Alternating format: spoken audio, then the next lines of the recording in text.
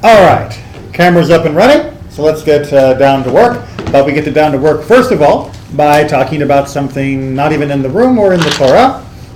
Who here has taken a walk through our building recently and noticed something changing?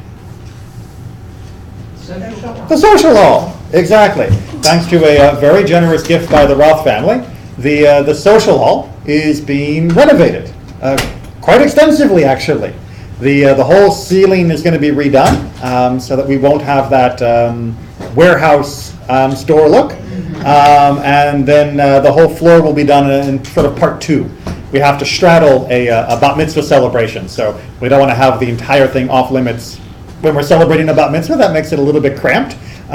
So we're going to do the ceiling first, and then after the bat mitzvah do the floor, and hopefully everything will be done by the time of Pesach. We're going to do lamp chandeliers. Well, the light's going to be embedded in the ceiling, all built in, speakers all nicely built in, beautiful floor, and we're even hopefully going to be able to redo the bathrooms as well, which I think will make a lot of people very happy. Personally, the aesthetics of the bathroom don't matter much to me. It's not where I like it. Right. Well, it's not where I like to spend time generally, so what difference does it make? And the doors that you probably are noticing are missing from over here. Those doors are also going to be incorporated into the design as well. So we'll have a little bit of an additional piece of Temple Israel history. Those were the doors that were the arc doors at at Eli Street that then became the chapel doors at Markham Woods Road, and now there'll be an ornamental piece in the social hall, so that we'll have many different aspects of Temple Israel history surrounding us. What's that? And the chapel is also under design by the Savage family. We did already get the new chairs for the chapel, which makes a huge difference. And so that's already one advance, and we've got most of the details of what we want to do in the chapel ironed out, but it's not quite ready to get the hammers themselves going. But it's close. So things are happening. Lots of building, lots of projects. Why bother? Why bother? Excellent. Good stuff. Well, thank the Roth family. I didn't. They picked just the right time to start the building. Why bother? I mean, the social hall was a big room. Yeah, it wasn't exactly pretty, but it kept the rain off, which on a day like today is an important thing. And it kept the air conditioning in, which for the rest of Florida weather is an important thing. Why bother making it look nicer? We are supposed to beautify the mitzvot that we do, and make them as lovely as possible. I mean, you could drink your Shabbos wine out of a paper cup. Why do you have to have this lovely silver thing? Good point. Right? So I don't need, okay, good. So we got a paper cup for Shabbos. You've talked me into it. Okay. Well, we use little plastic ones on Saturday. We do have the congregation gets the little plastic shot glasses, although we do have a nicer symbolic for the community cup that's used for the main Kiddush. But in general, we generally seem to gravitate towards having a nice sanctuary, right? When you're looking to build a synagogue, most people don't just make a giant concrete box that just meets the minimum code for human habitation. We like to make things a bit nicer than average, yes? Yes. No? Or am I speaking to people here who would be happy as Perfectly. long as we had a cave? That's right, perfectly happy. Perfectly happy in a cave. Happy. Go to a happy place. It's beautiful. Go to a happy place that's beautiful, or maybe we can reverse those two emotions. When you go to a place that is pleasing, that is aesthetically nice, it creates a sense of happiness, of well-being, of joy. Whereas if you go to some place which aesthetically is not so good, I think we've all been to places like that, whether it be a supermarket or whether it be a home that's just a little dilapidated. It doesn't give us a sense of ease or a sense of joy or happiness. The same is true on the other side. Mm-hmm. I've been to some shuls that spent so many millions of dollars that it felt uncomfortable. Like, isn't there a better use for this money than... And then there's the other extreme, When we move from the cave to the cathedral, there can be another feeling of, I don't feel comfortable here because it's too magnificent. I know that personally from having visited Europe that there's no way I could sit in one of those cathedrals and pray. I can enjoy it architecturally, absolutely, and look at the beauty of what they created there. But I don't think I could pray in one of those cathedrals comfortably. I think I would feel a bit funny. So there's a middle ground, because if I understand correctly, the cathedrals and the churches are huge because they are a house for God. But our synagogues are making us their house for us. So we are supposed to feel Built to our scale. Yes, so that we can sit comfortably, not for God to be in, and then you feel like you can't pray, because I know just the feeling that you have. Well, but for us, it's a house for us. For some people, feeling like this is important Yeah. for their spiritual Yes, yes. path. And then, of course, as I was mentioning, there's the other side of aggrandizement, which is it costs $1,000. Or a little bit more than that. And whether or not those resources could have been better spent, once you've gone beyond the aesthetic and into the what was the right word? The magnificent of whether or not the law of diminishing returns kicks in. That you're spending additional millions, but you're not actually achieving greater spiritual or communal benefit than simply having made a beautiful space. It's just like the one in Chicago. They have made this big, magnificent building. Now it's abandoned, it's trashed, and it's really bad the way how the people have done it, and they just left it. I guess they weren't able to continue to upkeep it, and everybody abandoned Or it. the local population had moved. I mean, that's something that happened numerous times. The current Museum of Judaism in Baltimore is the old synagogue, and it's downtown where the Jews used to live. There's a bit of a resurgence with young Jewish people moving back into the downtown area now, but most of the time the Jews have moved out of downtowns across the country, and the synagogues they built 100 years ago are now either churches or abandoned or becoming museums. And the Jews thankfully are elsewhere, but many of the buildings are left behind. I think there's a part of the answers in the text this week, in that it talks What a about, coincidence. it talks about the giving freely. In other words, they weren't sacrificing to build the tabernacle. They weren't. And I thought, I was in Bogota, Colombia, and they have this huge cathedral on top of a mountain that has been, it's beautiful architecture. Right. But if you know the history, they forced people to carry that stuff up that hill to build that church, and many of them died doing it. We're going to come back to that tension between voluntary and compulsory when it comes to building projects in particular, a little bit on. But you're giving me a nice segue, thank you, into our parasha of Terumah. Thank you. We have now had the parasha of Yitro, where we receive the Ten Commandments, and Mishpatim, where we receive the extensive first round of laws, and now we're going to be getting a whole new set of instructions in a whole different way than we might have been expecting, because apparently there's some building that needs to be done in addition to the laws that need to be followed. And so we're going to go ahead and start off right from the beginning of Parashat Terumah. So we're on page 485, chapter 25, verse 1.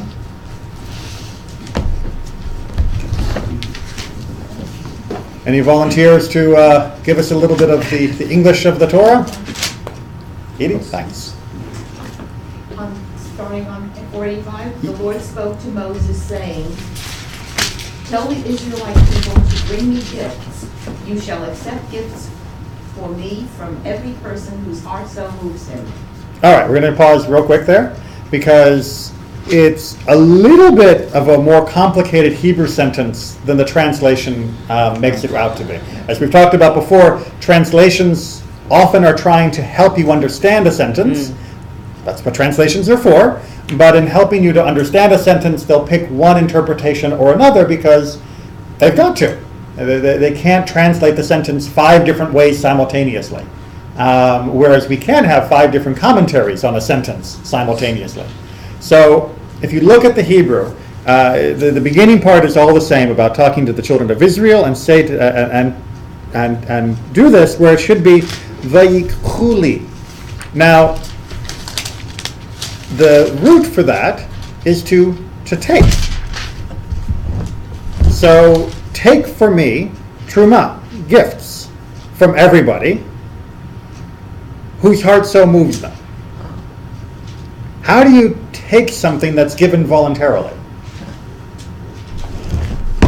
Do we see that tension? Right? It's accept, which is the way that the translator smooths this over. That's fine, right? Accept what people want to give you. Boom, in English, it's nice.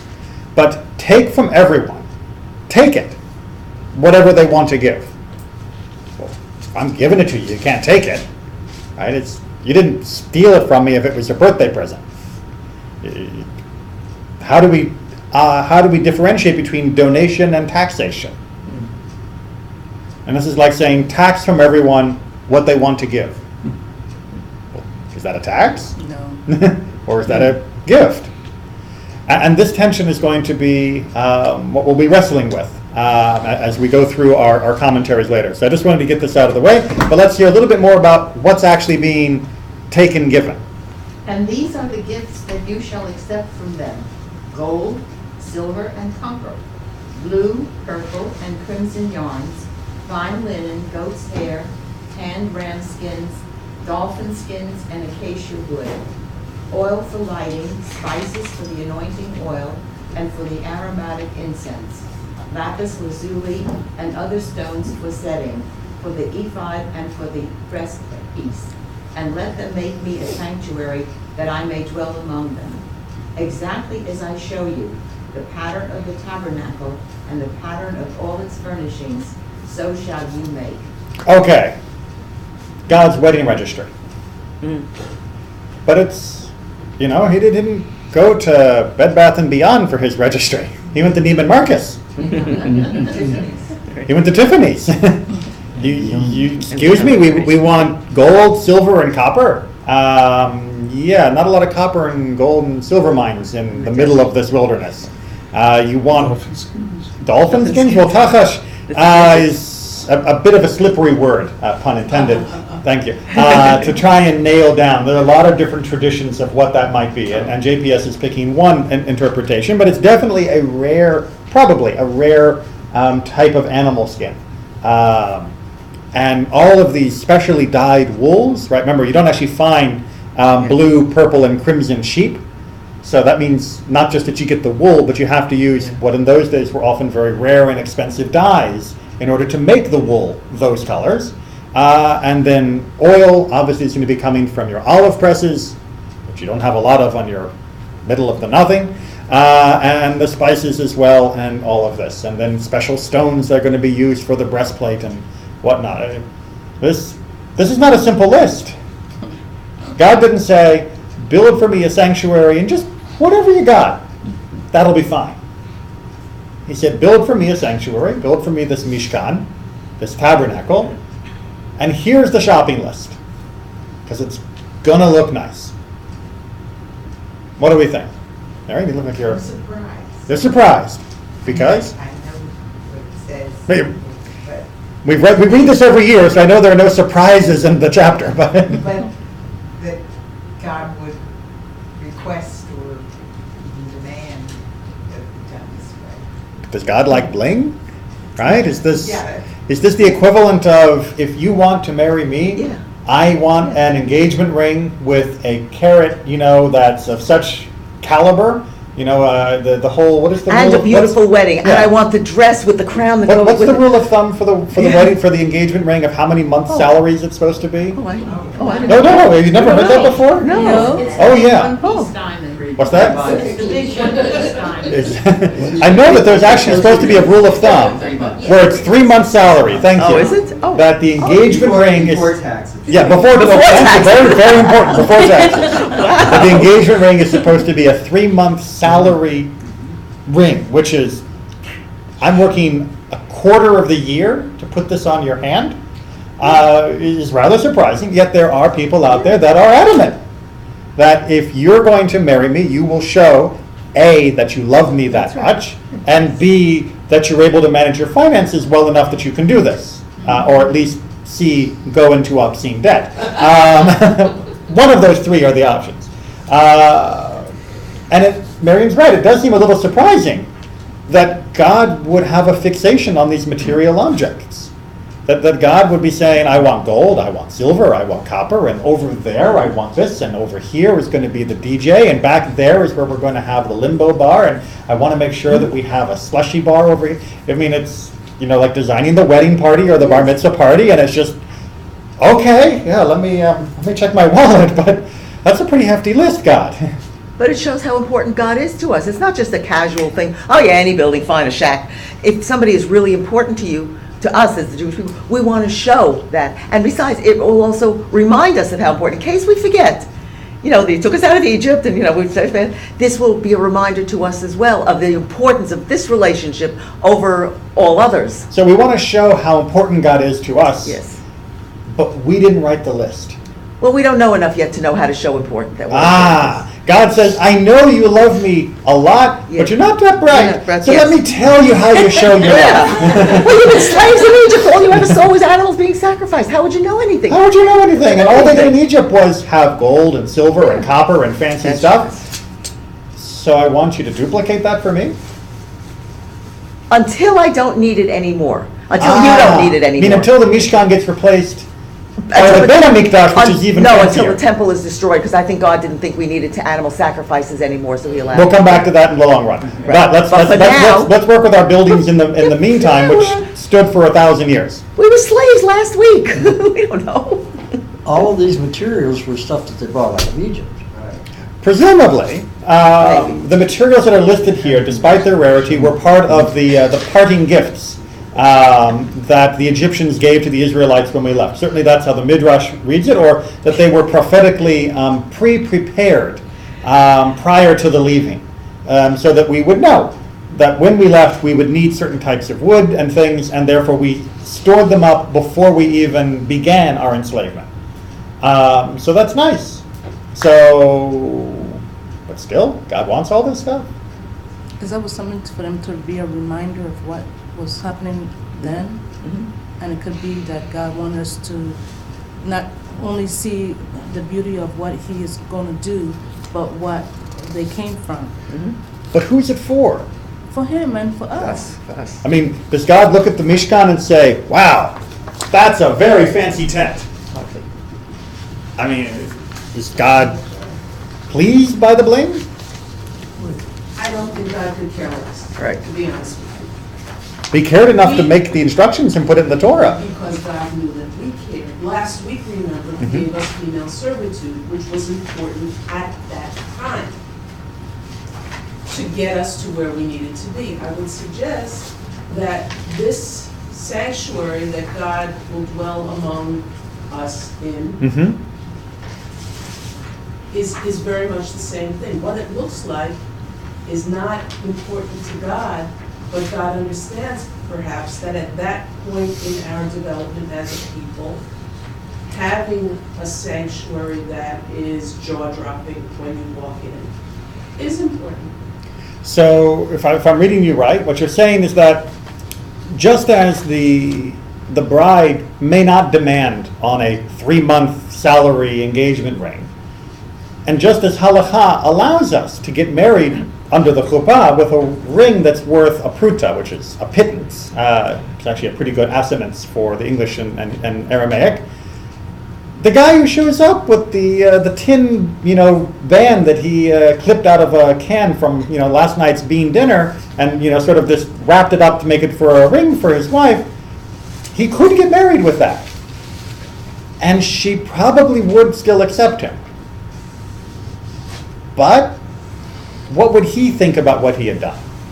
How would he feel about that, and what would he do instead? Most grooms, even if the bride says, look, I don't need anything, is still going to want to give more. And if he doesn't, he may then devalue her or the relationship simply by the fact that the material site of it doesn't remind him of that commitment. That it's not for the bride, it's for the groom. It's not for God, it's for us. That we need a physical, tangible reminder that these things are important to humans, and we should treat them as important things are treated by humans. And until we stop building fancy houses for ourselves, or building massive and expensive stadiums for our sports, or building, glorious monuments to ourselves, as long as we keep doing that there, we should do something at least comparable, if not identical, when it comes to the important things of spirituality. Is that a much longer explanation, sort of what you were saying? Like, Yeah. God knew that we would need that.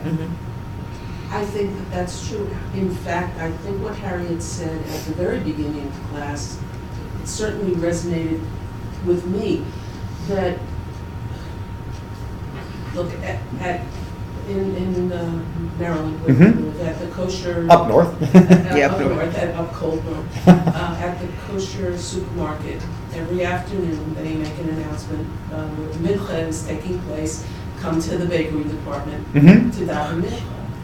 I don't think that the people who are davening mincha there are less fervent than the people who come to my $4 million sanctuary on Shabbos.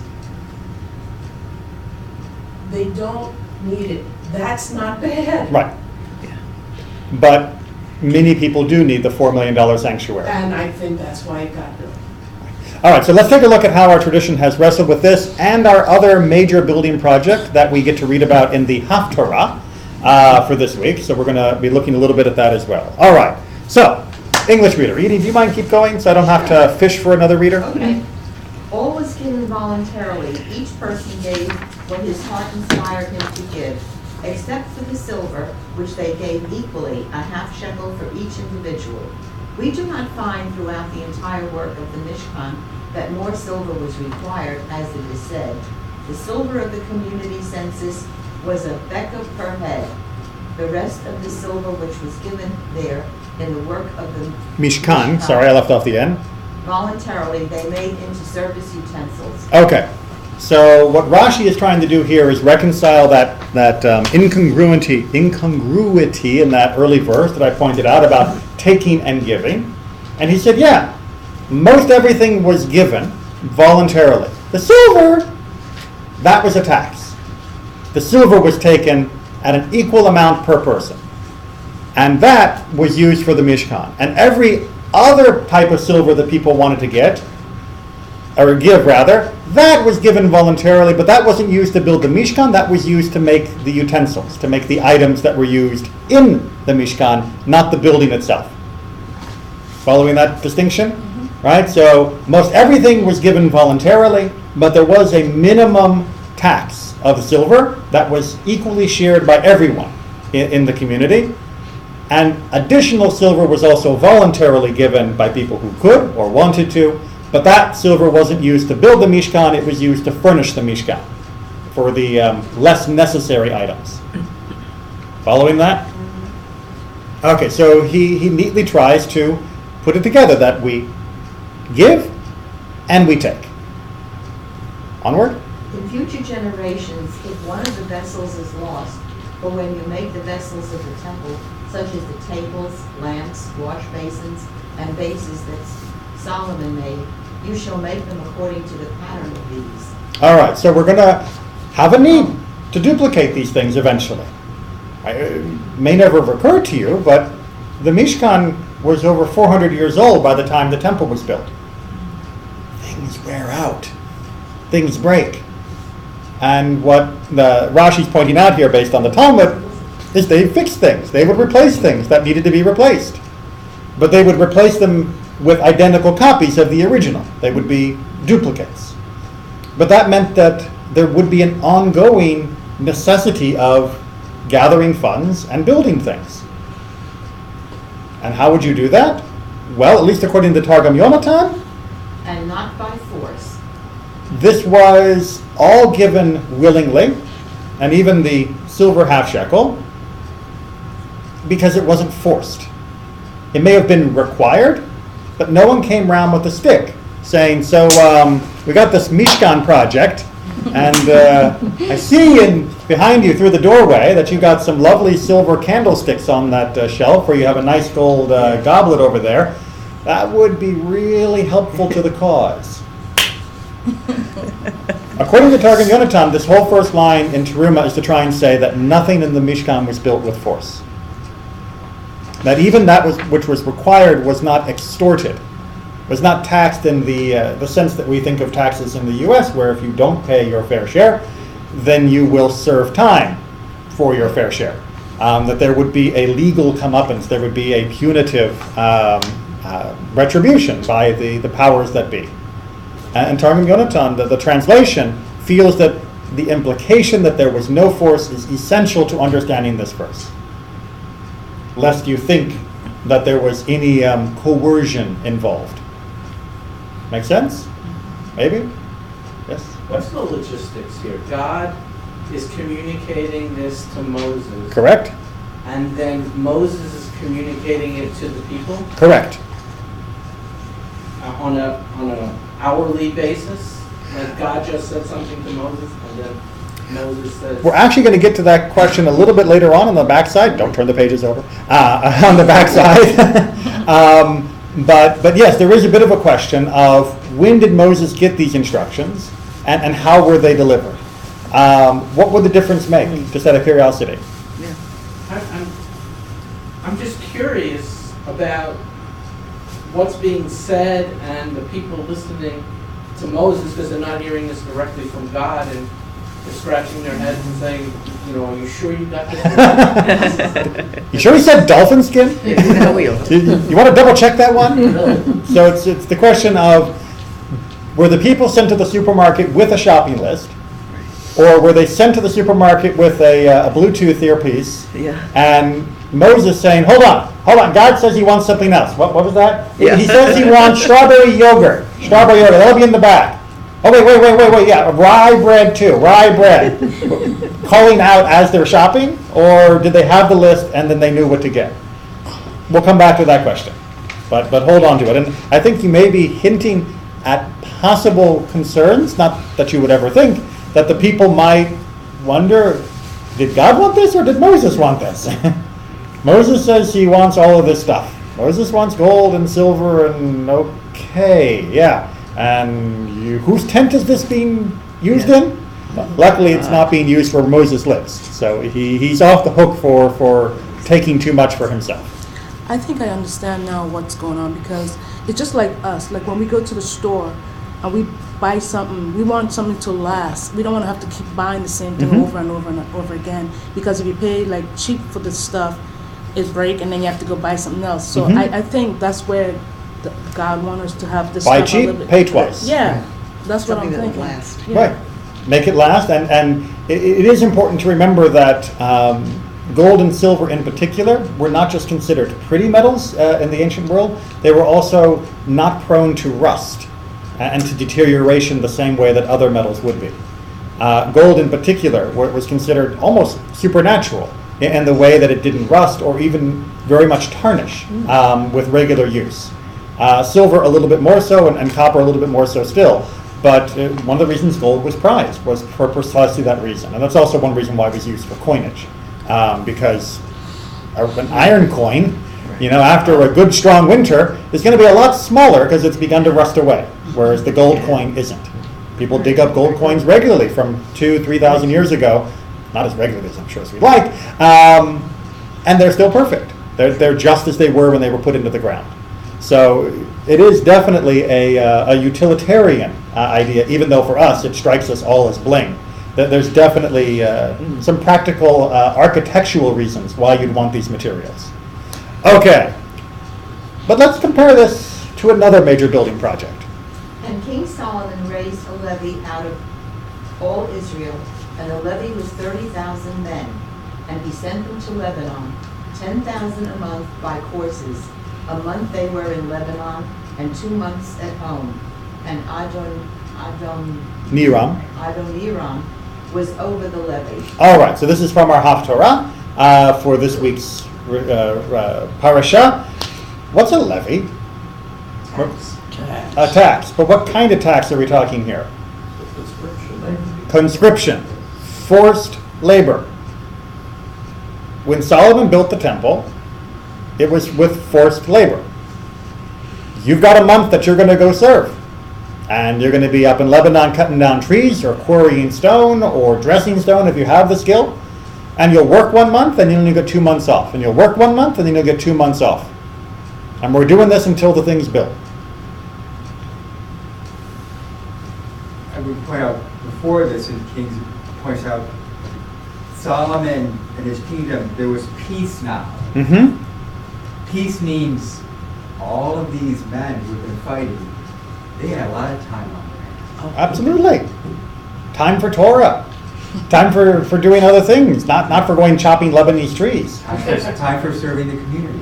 Time for service. So you mean they should feel honored and thrilled that they're not out being conscripted for an army, but are being conscripted for construction instead. A wise choice. Or perhaps Solomon was using his wisdom to keep the people at peace because they were occupied. That's right. That if he had just let them sit back and enjoy the dividends of peace, without forcing them to pick up axes and chisels, that they might have gotten rambunctious. Perhaps. Well, let's talk about their rambunctiousness as it comes to the end of Solomon's reign. Oh, yes. So the end of Solomon's reign, when Solomon finally dies, he's not the most popular king. He's not the most popular king with the people. And he's not the most popular king with God either, if you read the last chapters of his life. And so when it finally comes time for a new king, for his son to become king, there's a question.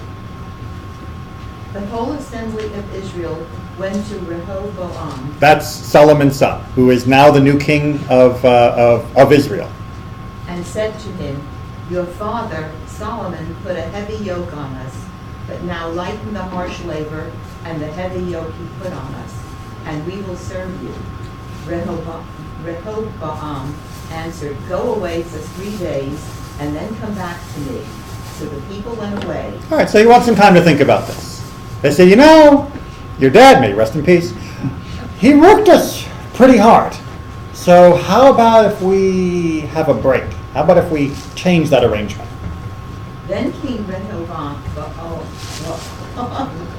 King R. Thank you, Rabbi. It's okay. Everybody's got the text in front of them. Everybody can read it for themselves. King R is fine. Consulted the elders who had served his father Solomon during his lifetime. They said, if today you will be a servant to these people and serve them and give them a favorable answer, they will always be your servants. So what's the advice of the old folk? Listen to the voice of the people.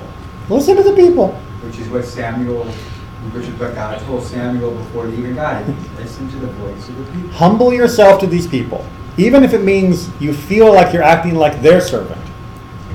Be humble before them, be gracious to them, give them what they've asked for, and in return, they will serve you all your days. But he wants more advice. But R rejected the advice the elders gave him and consulted the young men who had grown up with him and were serving him. Cronies. These are his buddies. His guys he knew from college, or whatever you want to call it. These are the young guys that he knows, not the elders who have been serving Solomon, but his young guys who had grown up in the company of a prince. One of a lot of princes, as a matter of fact, but the prince that was going to be king. The young men said, these people have said to you, your father put a heavy yoke on us, but make our yoke lighter. Now tell them, my little finger is thicker than my father's waist. My father laid on you a heavy yoke. I will make it even heavier. One more sentence. Sorry, it got cut off. My father scourged you with whips. I will scourge you with scorpions. Okay, all right. I'm not a psychologist, but my little finger's thicker than my dad's waist. Definitely means that there's some insecurity issues going on with these guys. So basically, if you thought my dad was tough, I'm even tougher. And if you thought my dad drove you hard, I'm going to drive you even harder. And if he whipped you with whips, I will whip you with scorpions. That'll put the people in their place. right? Because you don't want the people getting uppity. The beatings will continue until morale improves. Exactly. I'll just keep beating you until you tell me how much you love me. Yeah. Which advice did he go with? The wrong. The wrong. Which one's the wrong? The younger one. With the young guys. He went with his buddies and he said, yeah, that's a good idea. I'll put these people in their place. And the people said, oh, no, you won't. And 10 tribes went north and 2 were left behind. And this is where we have the division of David's kingdom, and where we end up with the northern kingdom of Israel and the southern kingdom of Judah.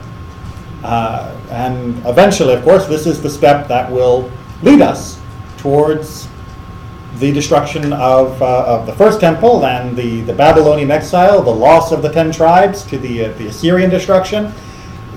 This is the beginning of the end, as they say, the handwriting on the wall. So you could say it started with Solomon in demanding the slave labor. You could say that Solomon's building project of the temple was the first stone laid in the destruction of the Israelite kingdom and the destruction of 10/12, 5/6 of our people, and the loss of our independence for a very, very long time. So the obvious question to King Solomon is, given the way the Mishkan was built, and that they still had it, that the laws that God set up, what's your justification for demanding the conscription of the people? and everything else that went into building the Beit HaMikdash, into building the temple? Why did he do it? His father David was told explicitly, don't do it. And I know that we all have seen the Richard Gere movie where they emphasized that it was because David was a man of war and Solomon would be a man of peace. That's not the explanation, that's not the full explanation that's given in the Tanakh. The full explanation in the Tanakh includes an admonishment of, did I ask for this? Did I ask for a fancy thing? David's initial motivation for wanting to build the Mishkan, or wanting to build the Beit HaMikdash, the temple in the first place, was that he felt guilty. Because David said, look, I've just finished building myself this palace, which is very nice, thank you. How can God still be living in this tent? So I think God needs a palace as well. And God, through the prophet, said, no, actually, I didn't ask for the palace. Maybe that's also a bit of an admonishment that you shouldn't have built yourself a palace. I don't need one. So put the plans on hold. But then, of course, Solomon comes later, takes the plans out, and builds. And the people don't seem to have been lining up and volunteering to help with Solomon's building project, do they? All right, so why not? I've run through we only have front and back, so I tried to condense a number of different opinions of why the people might have resented Solomon's building projects. Why the volunteerism and why the requirement under Solomon? Right, so why did they volunteer for the Mishkan, and why did they resent the requests of Solomon, or the orders of Solomon? The people knew that their wealth came immediately from God via the Egyptians, and so were less attached to it than those who felt it came primarily from their own labor. Right. If you just left Egypt a few months before, and your pockets are stuffed full of goodies that the Egyptians gave you when you left, you might not be as attached to it. Because I didn't earn this per se, personally. This was given as a gift very recently, and it was only given because God did what God did. It's not like the Egyptians would have done this for us without God doing everything that God did during our Exodus. So therefore, when God asks for it, I can see myself quite easily as having been merely the temporary possessor of this wealth, rather than the rightful and inviolate owner of this wealth. And so when God asks for it, no problem. Whereas when Solomon asks for it, well, no. There's a distinction, though, between capital and labor. Well, there is a distinction, especially much more in the modern world. In the ancient world, your labor was the main thing you had to contribute to your own self-survival. But this is only 30,000 people. The people were so numerous they couldn't even be counted. They were like the sands. true? Yeah. So there's also, well, it's not, you know, if it's only those people over there that Ah, have to do it. it's, That's my point. It's they're not- taking Frank, they're not taking me, so that's okay. Right. Possibly, and certainly there was not as universal of conscription of labor when building the Mishkan. It's a very limited workforce. Only And 30,000. only 30,000. Why are you complaining? Was there no concept of paid labor at that time? Sweating, sweat equity? Paid labor was still uncommon in the times of Solomon. Money per se was still very rare. So you might be compensated by some form of barter and other exchange. But the idea of having a salaried laborer as a standing order was very unusual. So no, I don't think that would have been a common thought of what to go for. So there would only be alternatives. And plus they cost. It's much cheaper to just force 30,000 people to do what you want rather than to pay 30,000 people to do what you want. All right, number 2. Since every family had ancestry that had already donated, why should this generation have to give? Right? Hey, my great grandfather built the Mishkan. If he hadn't done that, I would have inherited it. So we've already got a Mishkan. It's perfectly fine. Yeah, it needs to be fixed up every now and then. Why should we have to donate to build anything new?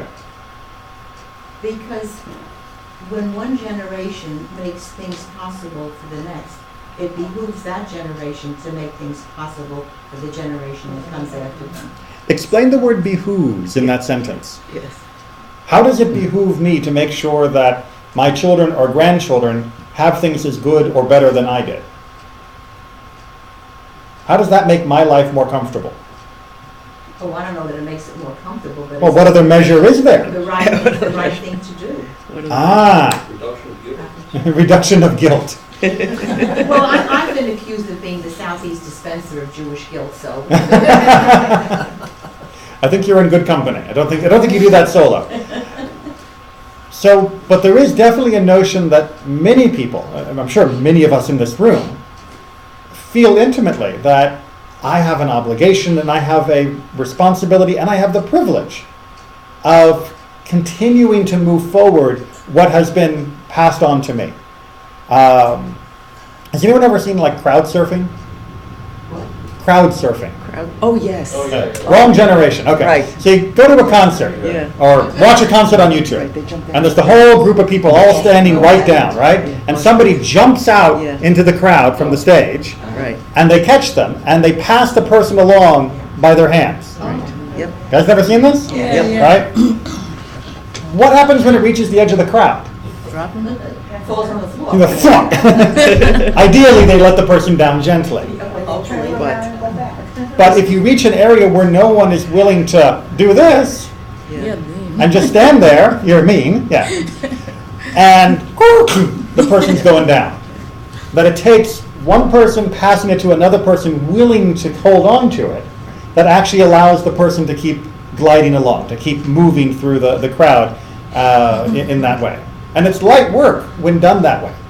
Because once somebody's up, passing Yeah. them along, each individual person is only doing a very small amount of work. Getting someone up and doing that, that's the hard part. And so if you're planning on having it there, it definitely behooves you and your immediate generation after you to help move the holding of what came before you onto the next one. It's simply more efficient to keep doing that. But it does take some energy. And some energy is more than no energy.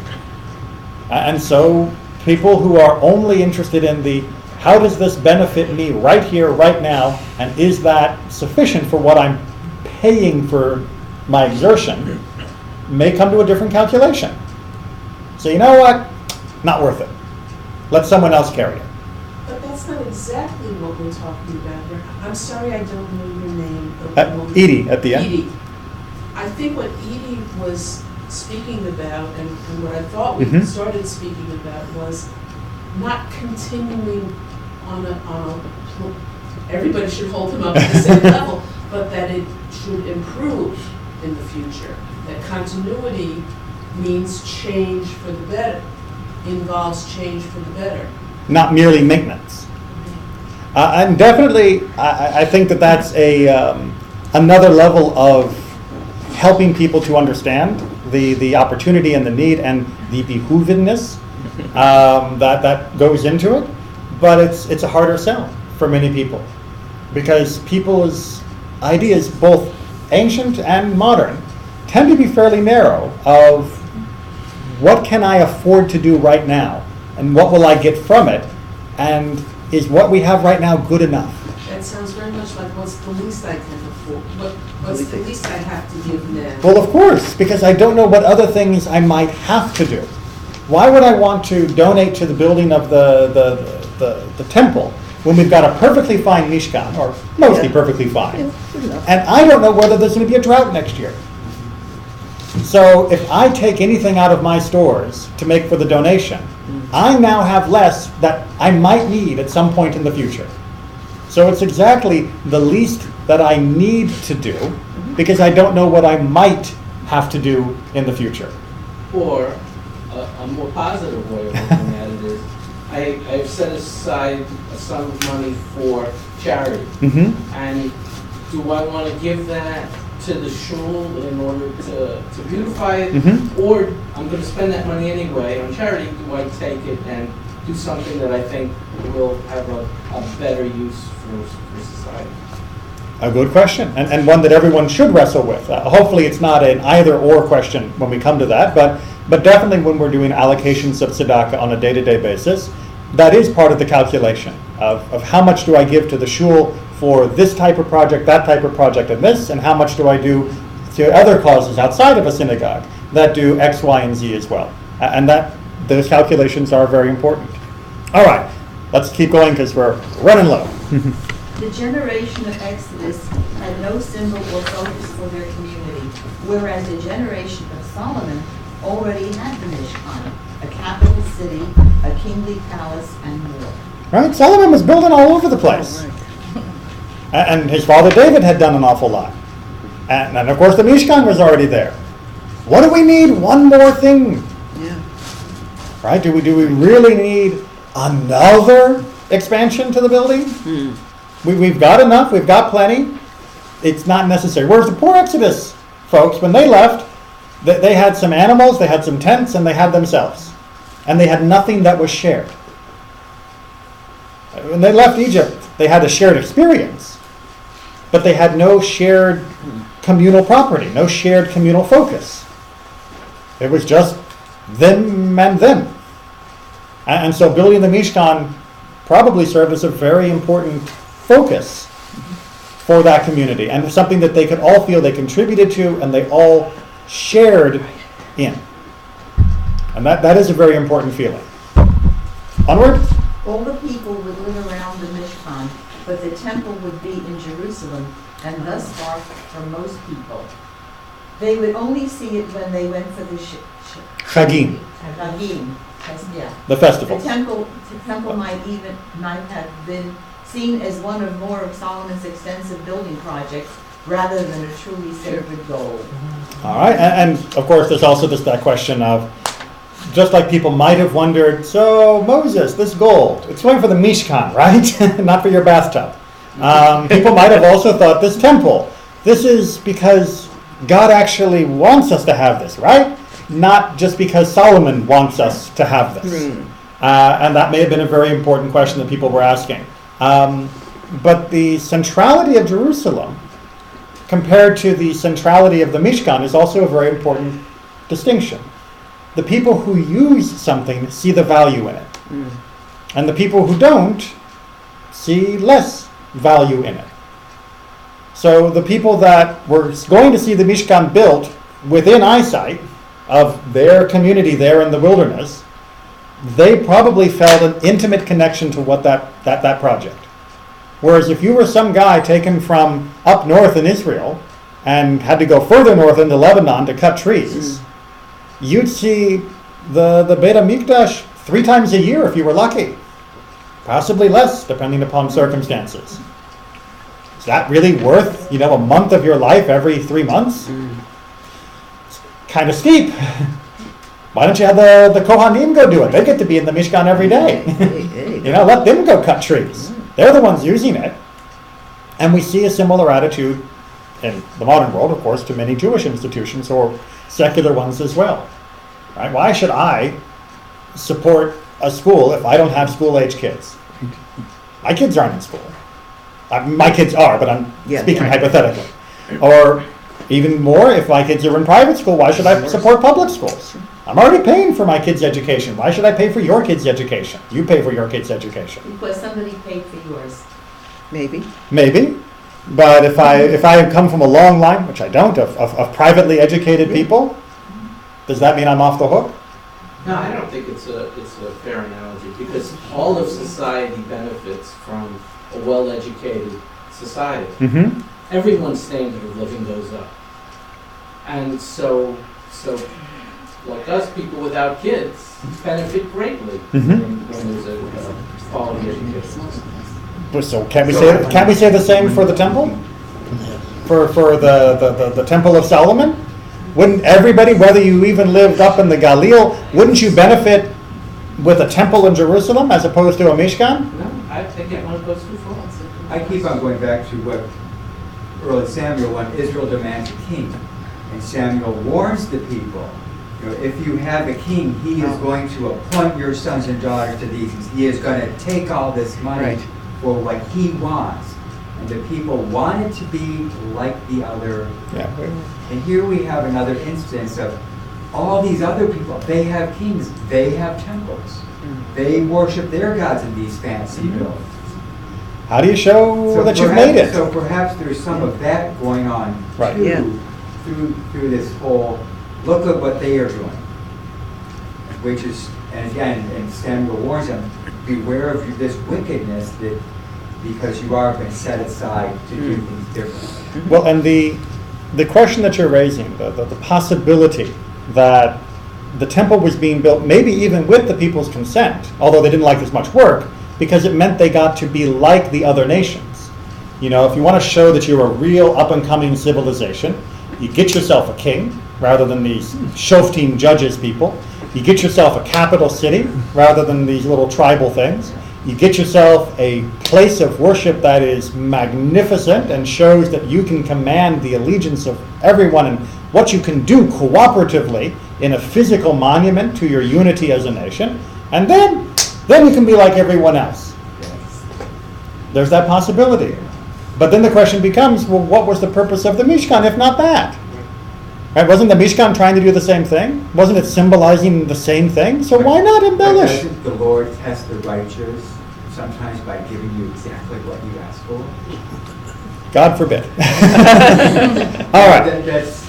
So we have to come back to understand whether the temple crossed a line or didn't cross a line or could have been crossing a line. And we have to come back to this question of why was the Mishkan built in the first place? Why did God do it in the first place? Why give us a Mishkan? You know, in Yitro we were talking about earthen altars for doing sacrifices.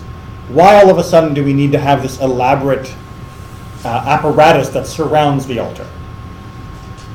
When Moses was up the mountain, God spoke to him concerning the Mishkan. So Howie, you remember your question of when did he get all this information? The idea was that when he was up on the mountain, the 40 days excursion, that's when God gave him all of the instructions. And he came down with the full shopping list.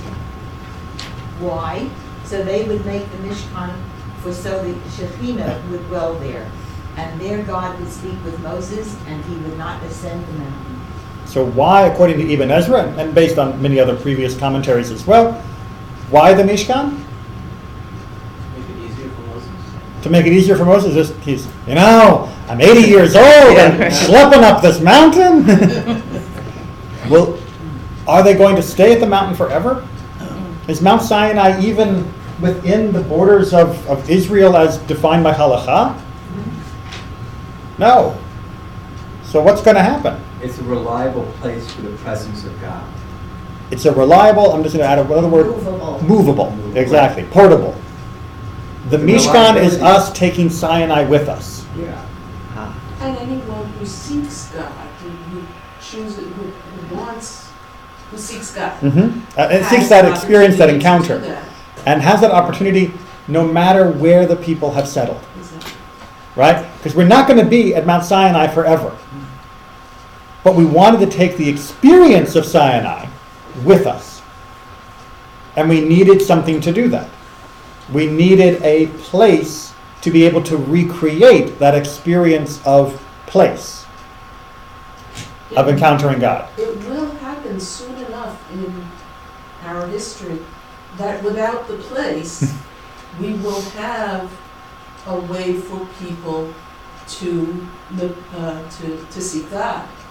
I don't know whether soon enough is the right word. It's a while before that fully develops. I meant after the destruction of the Second Temple. Right. We moved to Yavne. But that's 1,000 years afterwards.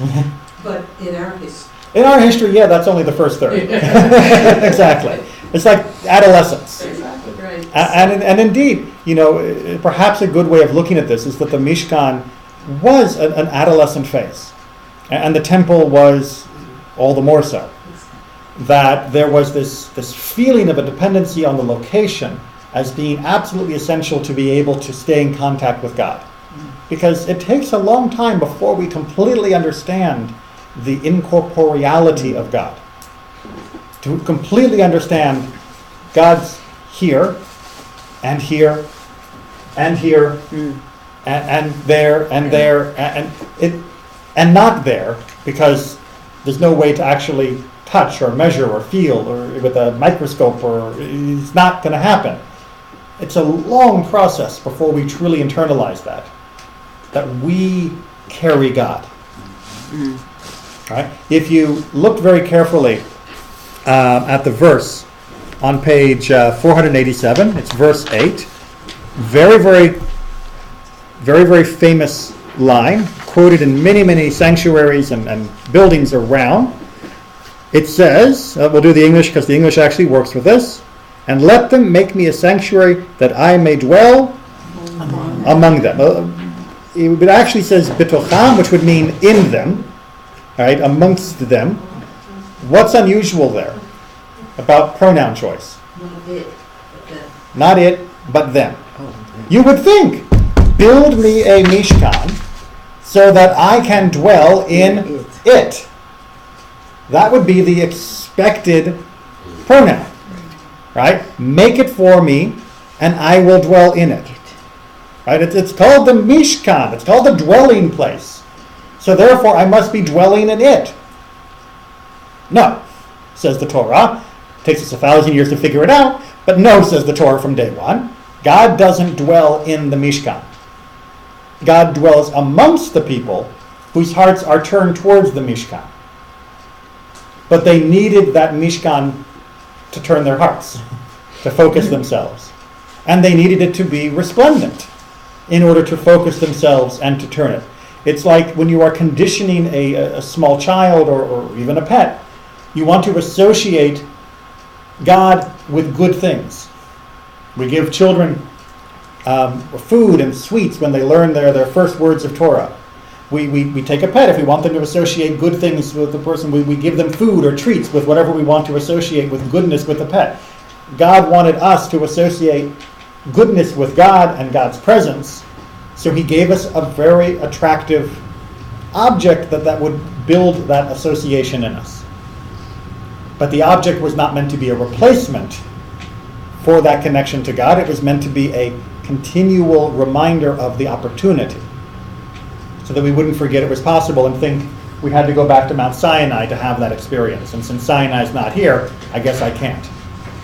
And eventually, Paula said, eventually we learn we can carry God anywhere, even without a Mishkan. Certainly without a temple that wasn't even portable anymore. That God goes wherever we go. And that's something that's made much more explicit in later rabbinic texts. All right, one last just beautiful midrash that tries to tie this all together. Moses commanded us a law, an inheritance of the congregation of Jacob. That's from Deuteronomy 33:4, except everyone else knows it much better. Do not read. Everyone knows this.